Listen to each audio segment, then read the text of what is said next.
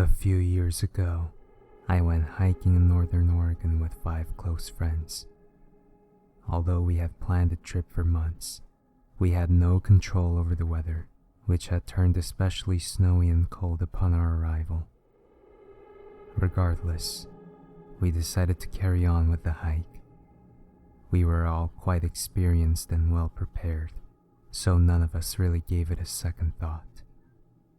The wilderness was stunning. The blankets of snow had given the landscape a dreamlike quality. It almost seemed like a crime to disturb the unbroken, wide expanse before us with our footprints. As time passed, the sky became noticeably darker, while the temperature dropped even more. At -23 degrees Fahrenheit, you can't afford to leave any skin exposed for more than a few minutes. It really is amazing how sensitive the body is to extreme cold. I had the feeling we were being watched. I would catch momentary flashes of movement or a brief glimpse of something pale in the underbrush, but I could never make out the form. It was unsettling, but I tried not to think about it. In any case, it was hard to think about anything besides the temperature, which had fallen to -29 degrees Fahrenheit. One night, I ventured out of my tent to urinate. As I approached the perimeter of a heavily wooded area, I saw eyes which were undeniably human, staring back at me from the darkness. As soon as I saw them, they retracted back into the shadows. Spurred to action, I drew my hunting knife and ran towards where I saw the eyes. I sprinted through the blackness of the woods, chasing after what seemed to be a naked human form. After following the figure's winding path, I found myself at a huge, blank clearing that continued to the horizon, where I saw a faint gold glow in the distance. The vacant white field before me seemed haunting, yet inviting. I knew the gold light was civilization.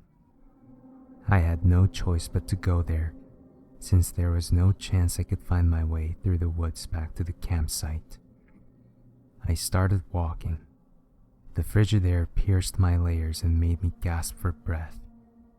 The cold around me was almost dense enough to be palpable. Slowly, figures began to take shape around me. They were pallid, naked people who appeared to fade in and out of the air.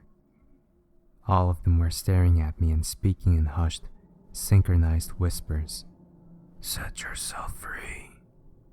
I kept my eyes to the ground and kept walking. In my state of mind, I didn't care about the paranormal phenomenon I was witnessing. I was worried about the cold. My hands and ears had begun to go numb. "Don't fight the cold. Become one with it." I blocked out their whispers. They couldn't possibly be real anyway. I must be hallucinating from hypothermia.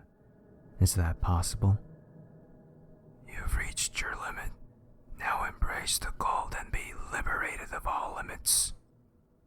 I couldn't help but smile. I wasn't planning on dying today. I was close to death, but even closer to salvation. I looked up to see 2 lines of the naked, ghostly figures on both sides of me, all staring.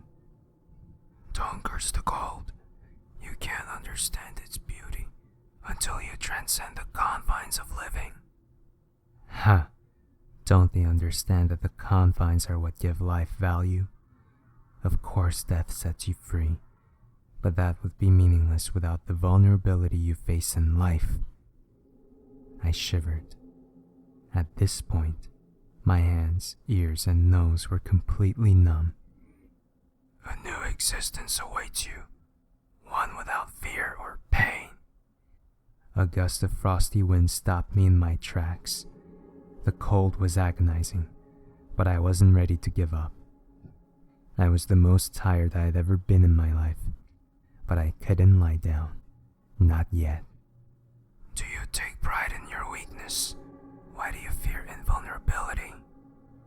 I don't fear invulnerability. I would love to be freed from the shackles of mortality, to experience the world in ways I couldn't in life.